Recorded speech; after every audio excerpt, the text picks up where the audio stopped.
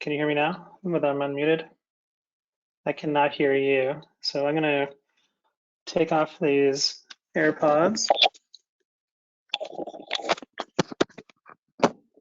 I think I am unmuted now.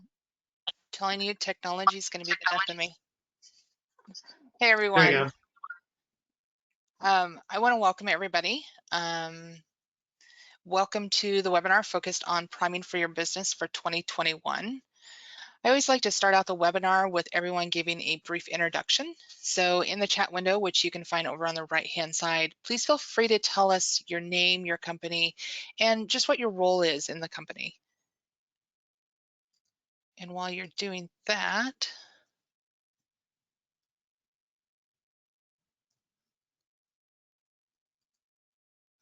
during the webinar, if you have any questions, you can use the chat window to ask those.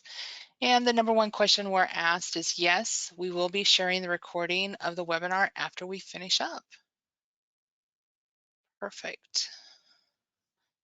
2020 was a year of unexpected challenges for so many reasons.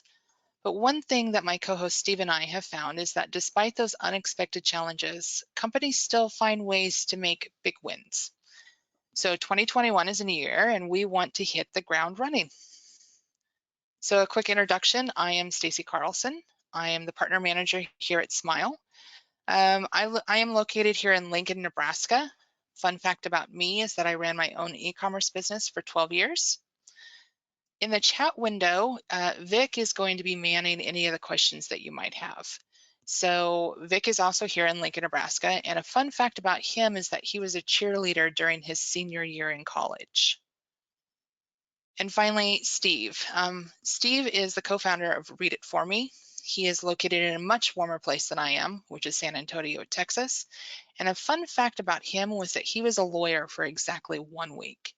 And Steve, I'm going to have you share your screen so that you can explain more about that little fun fact. Great, and I'm just looking for the technology challenges continue. Looking for that share screen button to pop up. But while we're waiting for that, I was a lawyer for exactly 1 week. It's a longer story than we've got time for today. But the gist of it was that in Canada, there's a year of articling. Actually, I'm from Canada originally. I'm now in San Antonio, Texas, a much warmer place, as Stacy has mentioned. And there's an extra year of articling, which is basically an apprenticeship year. I knew I didn't want to become a lawyer for the rest of my life. I'm actually going to tell a little bit about this story in a second.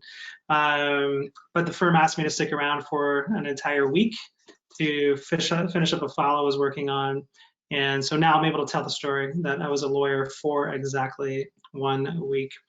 And I'm going to be talking to you today about how I was trying to build a social media agency, how that turned into Read It For Me, and how we fast forward into the crisis this year, and how we helped both ourselves and a lot of coaches and consultants stay in front of their audience and earn a recurring revenue stream along the way.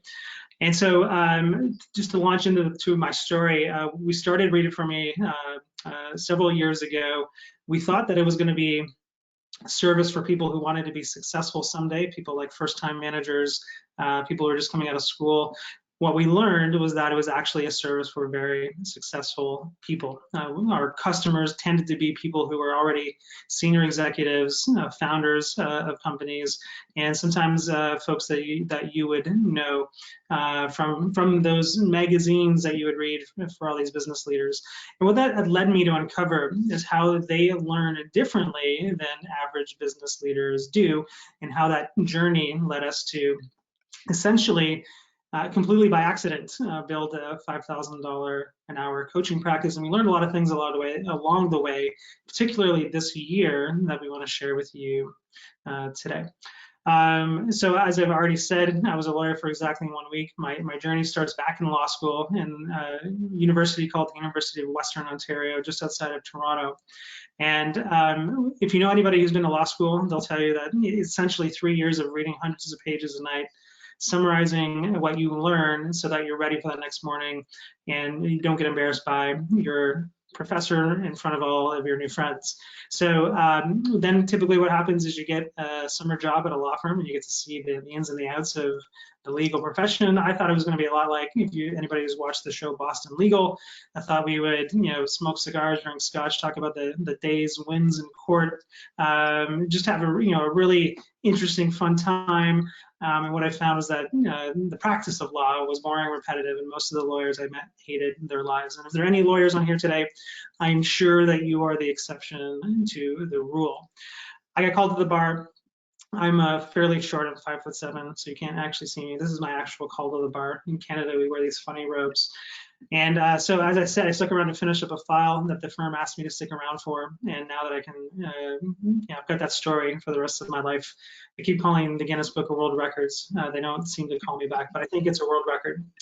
And the point of telling you this is that I spent 3 years practicing how to summarize a lot of information very quickly. And then out of law school, I joined a family business, which at the time was a signage company that did memorials and things that would, statues and things like that. And my father quickly made me the president of the company. Wasn't the smartest business move ever undertaken. And as I like to joke, if law school does a bad job of preparing you to be a lawyer, it does an even worse job of preparing you to run a business. So I ran out to the bookstore when we still had bookstores, or when people still went to bookstores, and I just bought as many business books as I could. And I repeated basically what I did in law school, which was I just read the books and I summarized the main points so that I would have them. And it was almost a habit at this point. It was just what I did when I was reading. And so I read a few marketing books along the way, because that's one of the things you got to be good at in business is marketing. And the people in the marketing books tended to be a lot more interesting than most of the people. So I decided, man, if law was boring and repetitive, marketing sure seems really exciting, and I want to start a marketing agency. So I did that, and it was around the time when social media was becoming a big thing for business. This was before there were any case studies that anybody was actually doing this at any scale. I had a few thousand Twitter followers at the time, which apparently qualified me to become an expert on social media, and I became a speaker on the topic. So I did a lot of conferences, I did a lot of traveling, talking to groups of senior business leaders about how they might use social media to grow their business. And out of those sessions, it was very easy to get prospects, but it was really hard to get sales. What I found was that nobody wanted to be the first one to put their money on the line in order to test this new theory out. And so, but in every one of those meetings, I found something very peculiar. There were always a stack of books on their desk or on their shelf. And as we were talking, I was trying to do a little bit of sales 101 and build rapport. And because I invariably read a lot of these books, I would just start asking them questions about, what did you think about this idea from that book and that idea from this book? And they would stare at me blankly, and then finally sheepishly admit that they hadn't read the book and that they wished that somebody could read it for them. Read it for me is what they would say. So that's where the name Read It For Me came from. And we realized that we were going to need to create our own social media case study if we were ever going to get business from these folks. So that's what we decided to do. I would take the summaries that I was creating just for my own use. We would create a quick video around it. At the time, nobody had been doing this kind of thing on video. We did it, we sent it out to 10 people. I think the first book we did was Jack Welch's Winning. You can see that right there, Read It For Me #1. That was the name of our marketing agency. It was called Polar Unlimited. And sent it to 10 people as an experiment. It took off from there. 10 turned into 100, turned into 1,000, and it just kept growing. And a lot of people started asking us, so can I pay you to do this? And my first reaction was no, this is free, don't worry about it. But eventually we got smart and decided that, maybe we should give that a shot. Making money in our sleep seems to be a much better idea than trying to charge for our time. And so we threw a PayPal paywall up. That worked. People started paying us. We thought, well, that was fun. And maybe we can get some corporate customers.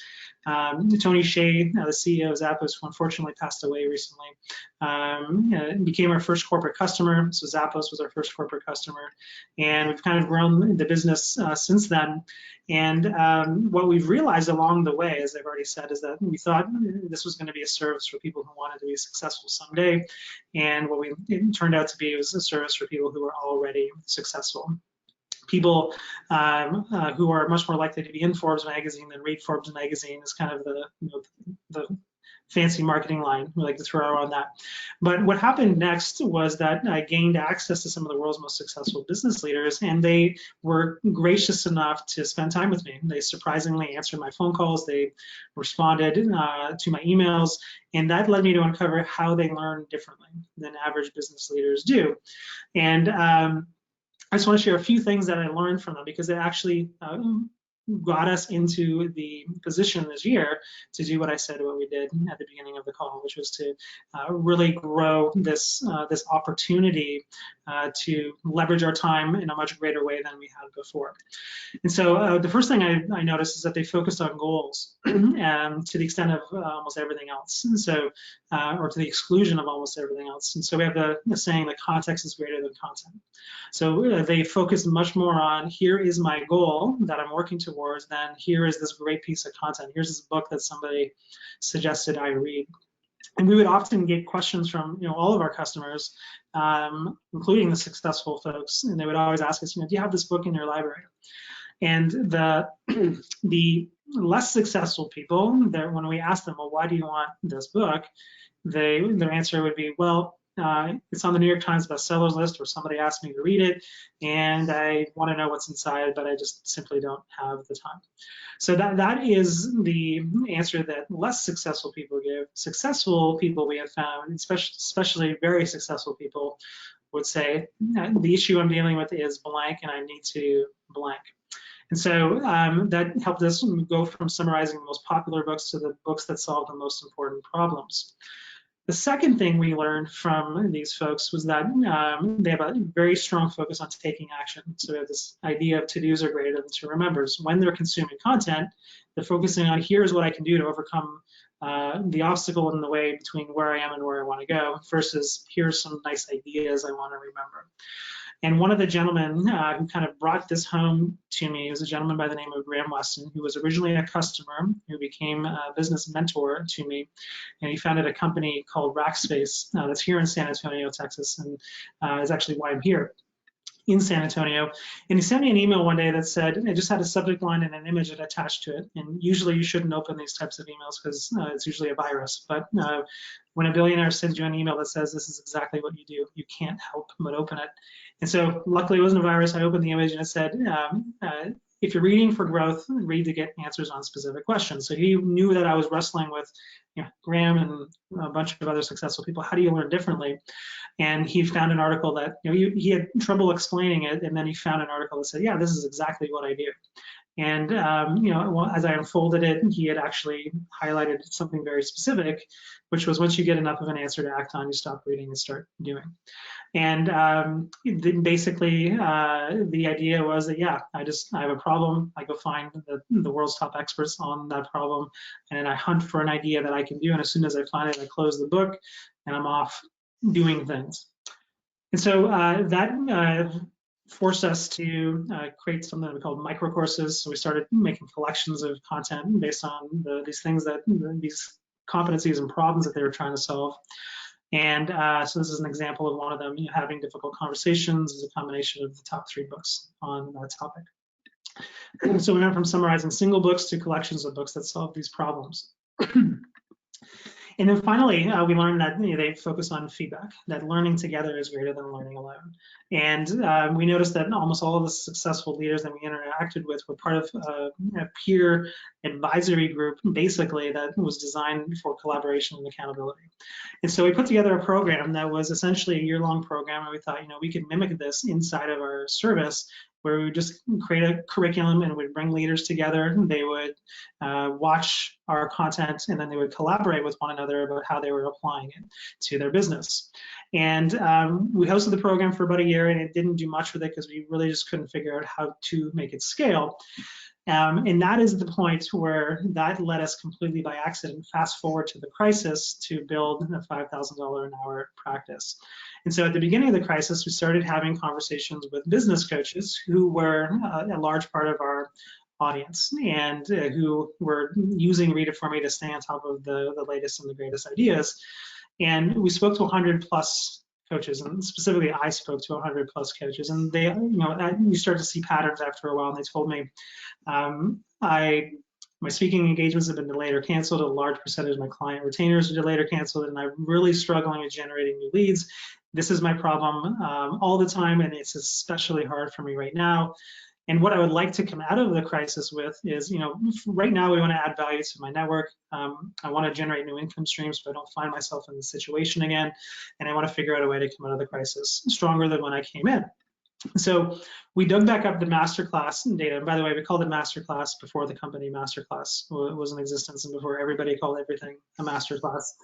And we realized that we're making, for the amount of effort we were putting into it, about $5,000 an hour just for hosting these sessions. And had I known that sooner, we probably would have done more with it. So we thought, let's take this idea, let's put it in the hands of some coaches and see what they can do with it. And that's exactly what we did. So we gave a coach we were working with the tools that we were using, and we asked the question, what happens, again, what happens if we offer it through a coach? So we've got this diagram here of what eventually happened, and this was our first starting point. What is going to happen if we allow coaches to host what we call action classes for the network? Sends a simple email out to our network after we launched it, asking for feedback on the sessions. And the sessions, the feedback that we got was remarkable. Education leaders were telling us it's the best execution of adult learning they've ever seen. Corporate leaders were telling us it's the best combination of technology and learner engagement they've seen in the last decade. A famous market research firm invited me in to show them how we were doing this. And a lot of business leaders were telling us, finally, this is an easy way I can see to finally engage my team in learning. And so then the next question that came out of this was they were asking us, well, can I buy this for our company? And so, of course, like I said, we're slow learners, but we're not that slow. So the answer is yes. We figured out that we would want to do that, and we've been able to sell this program in the companies for upwards of 5 figures, mid 5 figures. So very surprised to us that this was something that would resonate so highly. And they would ask us as well, like, can you host classes for us on one of our top priorities? So keeping in mind that this was after we had actually sold in this program, and part of the program is we're going to teach you how to do this internally. They would ask us, can you do this for our company? And so they wanted the product and they wanted services on top of it. And then finally, they were also asking for group coaching. So one of the coaches that we were using through this process got hired into one of those companies who had already purchased the product and to do a nice long group coaching engagement. And so, that went well, but the idea was, well, how can we manufacture this buying experience so that people will buy it from us repeatedly so that it's not happening by accident? And so we put together this, basically what we're calling the Action Class Consultant Program, where we've kind of connected a lot of these dots. And I want to make sure that Stacy has enough time to share with you what she wants to share. So I'm going to go through a couple of these things a little more quickly. But basically, the idea is that we've put together this program, put our tools into the hands of coaches and consultants, give them some marketing tools that they can use to reach out to other folks who have an audience to then generate leads for the consultants. And one of the lessons, and this might come up in the questions, is one of the things you need to figure out is how do you get something as a lead generator for you that's predictable and that is easy to share and easy to spread to large audiences. And that's something that we've done with Read It For Me. We give away in some instances a free year of our Read It For Me service to sell action classes. Sometimes it's something less than that. But the idea is that having something that you can lead with that is a gift, that gets your foot in the door so that you can talk about the thing that you really want to talk about and sell, is critical. And then solving a problem for folks is probably the biggest issue that you need to figure out kind of down here in the closing of deal phase. And we've done a really good job of figuring out what are the problems that organizations are facing in terms of people development, especially during these crazy times that we live in right now. Everybody's remote and there's Zoom fatigue and there's all these things going on, but we still want to make sure that our people are getting developed. So not only did we continue to iterate our product over the last several months to accommodate for that, we've also been iterating on our marketing over the last several months so that we really understand we've nailed the problem that folks are facing, and we've nailed an easy and elegant solution for that. And so what ends up, the punchline in all of this is that we've created a program called the Action Class Consultant Program. And just to recap, what coaches were asking for from us was the situation they found themselves in was speaking engagements delayed or canceled. A large percentage of their client retainers were delayed or canceled, and their biggest struggle was generating leads. And we've solved that problem for them so that they can add value to the network, generate a new income stream, and come out of the crisis even stronger. To build a recurring revenue stream with a product that leaders love.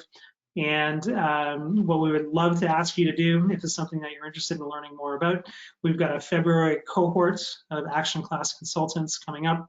We'll deliver a training that goes in depth how to do all of these things. There's no cost to you.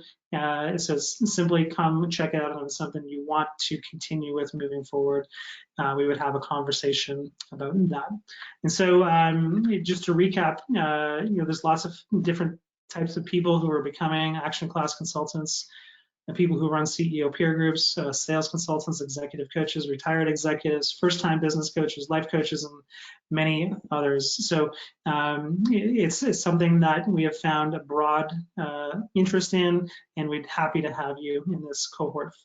Again, no cost to you. And the only thing that you need in order to be a successful Action Class coach or consultant is the willingness to learn how to thoughtfully approach leaders with a free gift, thoughtfully approach influencers with a free gift, and that's the marketing angle, and then effectively communicate the value of bringing groups of leaders and people together to work on their most important goals. And so would invite you to visit readitfor.me/smile if you're interested in that.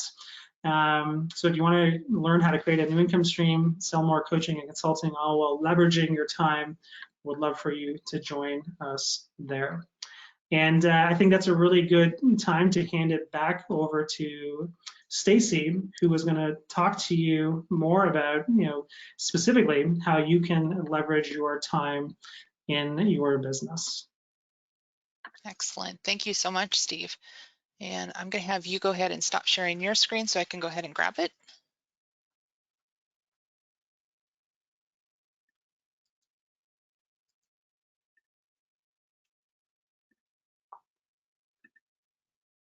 Actually, I think I can do it here. Perfect.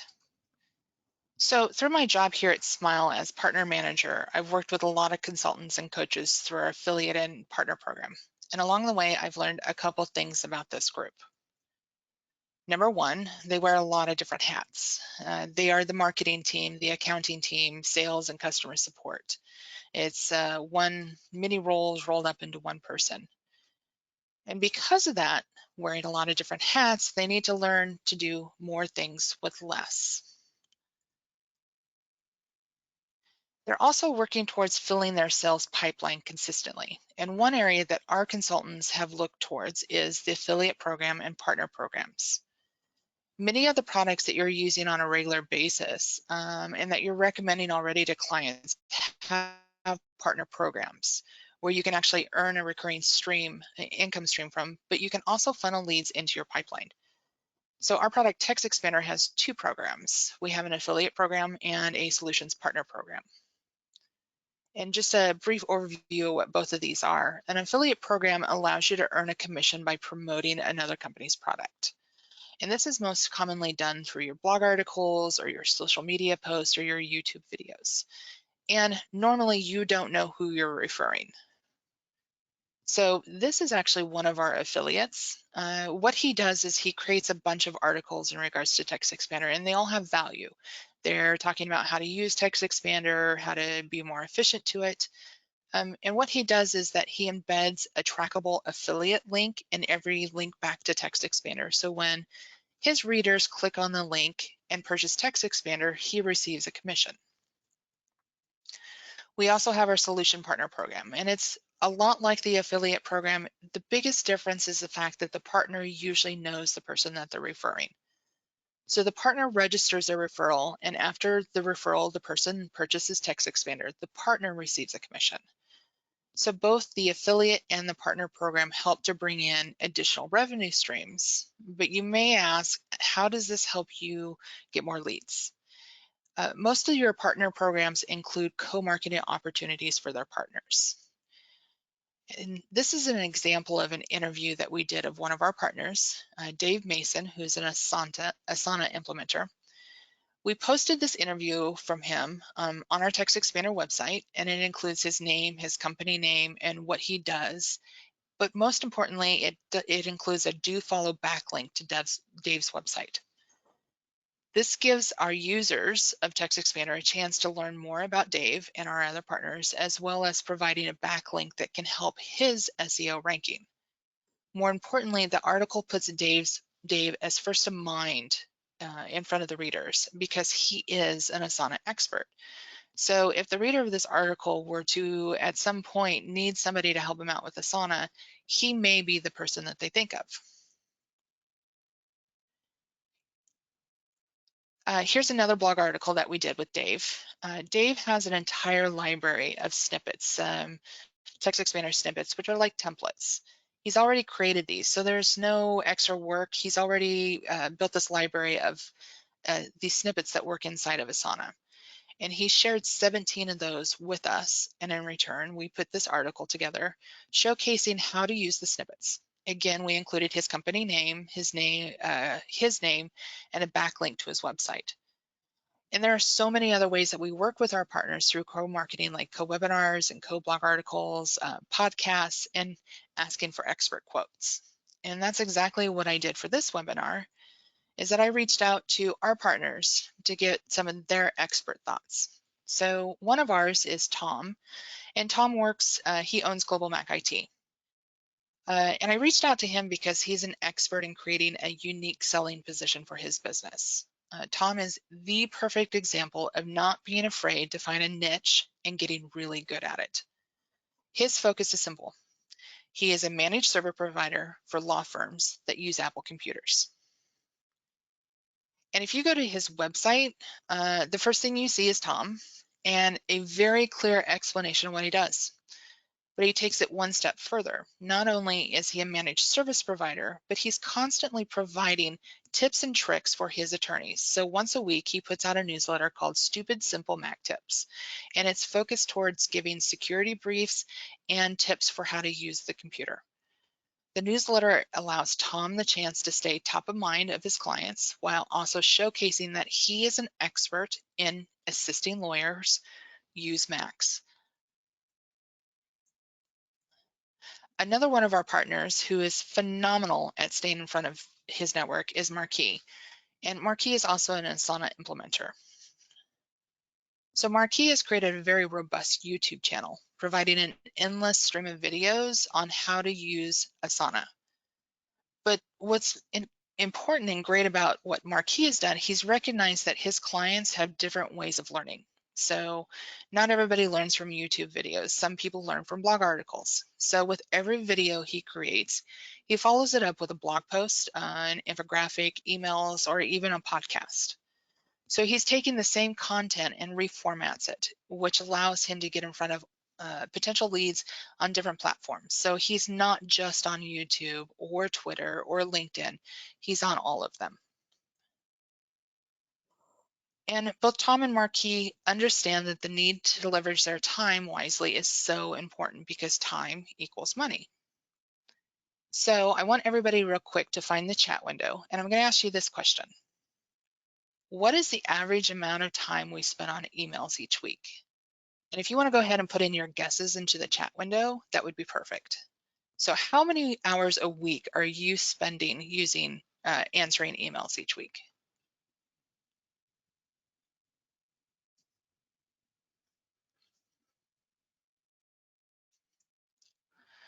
Well, the answer to this is 6.4 hours. We spend 16% of our average work week answering emails. And when you only have 40 hours in a week, 6.4 is a lot. And more importantly, the majority of these emails ask the exact same questions over and over again. What is your hourly rate? Can I get a quote? And most of the information we already have documented somewhere, either on our website, or we've already typed it up in a different email, or we have a canned response stored away in our text editor. And this is where our product TextExpander has become a core part of so many workflows, including my own. So TextExpander allows you to easily insert text snippets, another word again is templates, in an application from a library of content you've already created. So essentially it's your knowledge base. So I'm going to go ahead and hop out of the presentation, and I'm going to bring up my demonstration screen, and I'm going to show you a couple things that I do.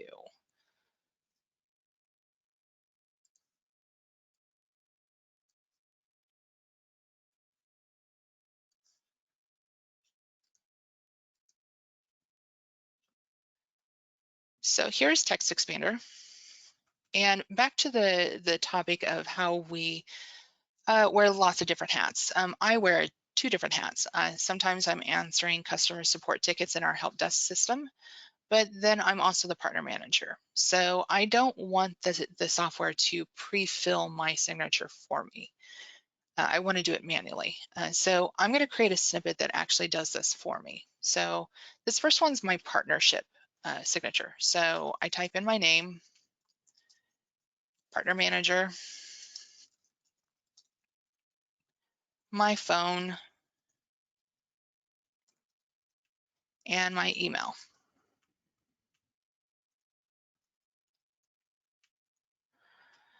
And then I give it a label. And the label essentially is an easy way for you to see what the snippet is. So this is my signature for partner manager. And I'm going to give it an abbreviation. And this abbreviation is what you're actually going to type in different text prompts to make this snippet expand. And so I'm going to do SIG PM for partner manager. And one of the questions we get asked frequently is, why do you use a period at the beginning of it? You can actually use whatever you want, but the goal here is to make sure that you're creating an abbreviation that you won't accidentally type. So I wouldn't name this one SIGPM without the dot in front, mainly because there's maybe a chance that I could type it in a normal word, especially if I was just naming it dot or SIG, because it could be signature, it could be sign. So you want to make it unique enough that you won't accidentally type it. So now I've created the snippet, and I'm going to hop over here to my text editor, and I'm going to type in .sigpm, and it's going to expand my signature. So it doesn't matter whether I'm in my help desk system, or if I'm in LinkedIn, or in my email. As long as I have a text prompt, I can type in that abbreviation and expand the snippet.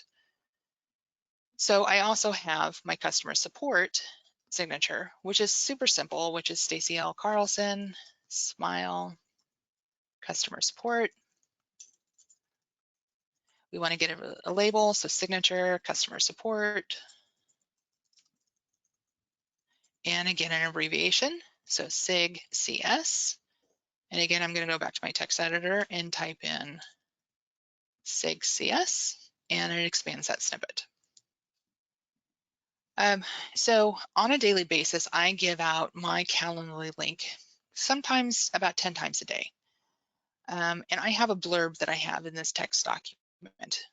And this is what we've seen people start out with, is that they'll have this little blurb like, here's my Calendly link. It's something that they type up over and over again when they're sending out their calendar. But then they usually run to Calendly, grab the link so that they have it and put it into their email. So my goal is to make this faster. So I'm actually going to create a snippet on my Calendly link. So I'm going to go ahead and copy this, and I'm going to go back to TextExpander and create a new snippet and paste this in here.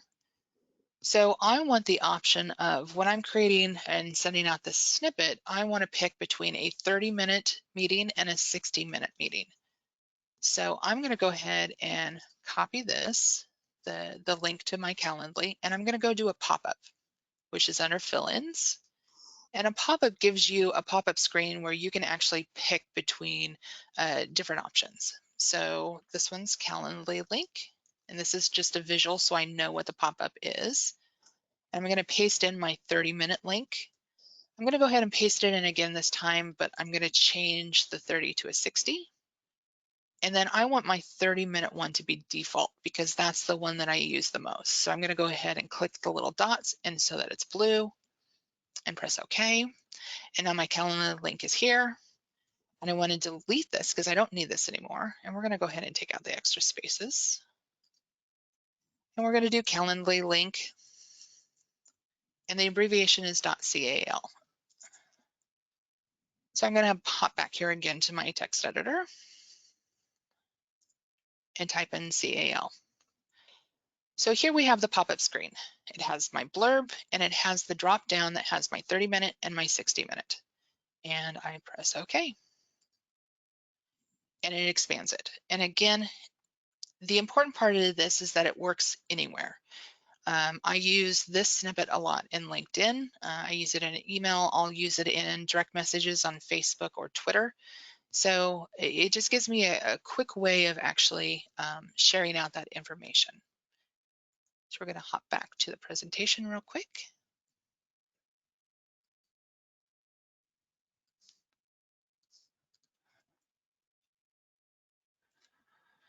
So back to that concept of time equals money. Yes, you can put all of your canned responses like this into a document and copy and paste it. But then the question becomes of how much time does that take? So again, remembering time equals money. And I went back and I timed it. So the copy and paste method takes about 20 seconds, whereas the TextExpander snippet takes 6 seconds. And again, I send out my calendar link 10 times a day. It's just 20 seconds, but once you start understanding what that looks like in a year, that number becomes totally different. So you take your 20 seconds and you times it by 10 times a day, which turns into 3 minutes and 20 seconds. You have a roughly 261 work days in a year. So that equals 14 and a half hours a year that I spend sending out my Calendly link. If you bill $100 per hour, well, that means that you sending out your Calendly link cost $1,400 every year. So if you increase that by from 20 to 6, you're saving time and you're saving money. And I am a huge proponent of trying to find ways to save more seconds. So I use TextExpander for all of my bookmarks, all of my URLs. I don't bookmark in my browser anymore, mainly because I found I spent a lot of time trying to find the exact bookmark that I needed. So what I do is I take the URLs of the websites that I go to on a daily basis and I create a snippet. And it actually becomes a habit. I don't even have to think about it anymore. I know that if I want to get to one of my CRMs, I do 2 backslashes and the word buzz. If I want to get to the other one, it's 2 backslashes and the word close. So that helps me save time through these snippets. But more importantly, I've put my entire process into snippets. Because you can share your snippets with others, having your entire process in TextExpander allows you to delegate and, even more importantly, scale your business. So I've created snippets for all the steps in my workflow, which includes from recruiting to onboarding to general management. And last year, I clocked in at roughly 84 hours time saved by using TextExpander. And with that, remember, 2021 is a brand new year, and I would love to answer a couple of the questions that were submitted when you registered. And so the first one that was submitted was, how do you find a niche in the market? And Steve, I was hoping you could go ahead and answer this one. Yeah, I think the easiest thing to do is to look for problems to solve, and when those problems start coming up over and over again, that is where you're going to find your niche. You're going to start to notice who is asking for solutions to a particular problem. I suspect the gentleman who you referenced earlier in the presentation, who is the Apple guy for law firms, that's a really tight niche, is that he didn't go on a whiteboard and like figure out this is a product market that I want to serve. It probably came up in the his course of doing business. So I would suggest to you that this is something you have to do, and you have to find patterns while you're doing the work that you're doing, as opposed to doing this as an exercise where you're again brainstorming ideas. This is something that evolves out of the work as opposed to something that you decide ahead of time. Excellent. And how long, and I noticed, Steve, that during your presentation, you talked about how you did a lot of testing, where you started out small, kind of the lean aspect, and kind of built from there. Do you do that with everything that you do, or was that just for this specific action class? It's been part of everything that we do, and some of this happens naturally for us. Sometimes the changes take a long time, but whenever we are making changes to things, we try to do it when people are asking for things, and then we really understand what's beneath the issue that they're asking for. And so sometimes in times of change, like we're experiencing right now, we go into that a little more strongly, I guess. We're looking for those things and we iterate as quickly as we can. And sometimes there are things that just happen gradually over time. So kind of as we articulated, some of those changes we made were over a period of year, 2 years. But a lot of the changes in particular for the action class program was during the crisis. So I think depending on how fast you want or need to change will determine how fast that iteration process should go. Excellent. The next question we had, what questions should we ask ourselves when developing a sales pipeline for a one-time buyer or a buyer for a long term? And Vic or Steve, Steve, why don't we start with you if you want to answer this one? Yeah, I think this is a really good question. I think you always want to think about how do we get a buyer for the long term, and that's something that we've wrestled with here at Read It For Me. And in particular, one of the challenges we are trying to solve with the Action Class program for us as a company is how do we get long-term recurring revenue. So I think it has a lot to do with that product, has a lot to do with the problem you're solving. So the more you can get into a problem that needs to be solved repeatedly over time, that is where you're going to find the biggest opportunity. And that is really kind of part of the product process as well as a sales question. It's probably more of a product question, I think, than a sales question. And you got to solve a problem that needs to be continuously solved. And I think TextExpander is a great example of that because you're going to want to save your time next year just as much as you saved it last year. Maybe you want to save it more. So when you're thinking about that, things that are not great for long-term purchases is one-off training events, coaching and consulting that has a natural time period to it. And I see a lot of coaches and consultants struggle with the kind of the hunt and kill process, and then most consulting is that is an issue in consulting. So creating a product that needs to be continuously consumed in order to get the results would be the question that I would be asking. Okay, perfect. Vic, did you have any input on this one too, since you're in our sales department here at Smile? Yeah, absolutely. Can you hear me, Stacy? Yes, thank you, Vic. Okay. Yeah, I think it's a fantastic question, and I think success leaves clues. So obviously connecting with your customers already and really getting to know the feelings that your product allows them to feel when they bought it. The old adage, don't sell the bed, sell a good night's sleep, comes to my mind when I hear that. And usually allowing your product to be spoken in a customer's words is better than we can ever explain it. So kind of bottling up who you've had success with in the past, and then using some feedback from colleagues and potential customers and past customers to see if the verbiage resonates, so you can continue helping people in the space that you've helped others in the past. Wonderful. Thank you, Vic.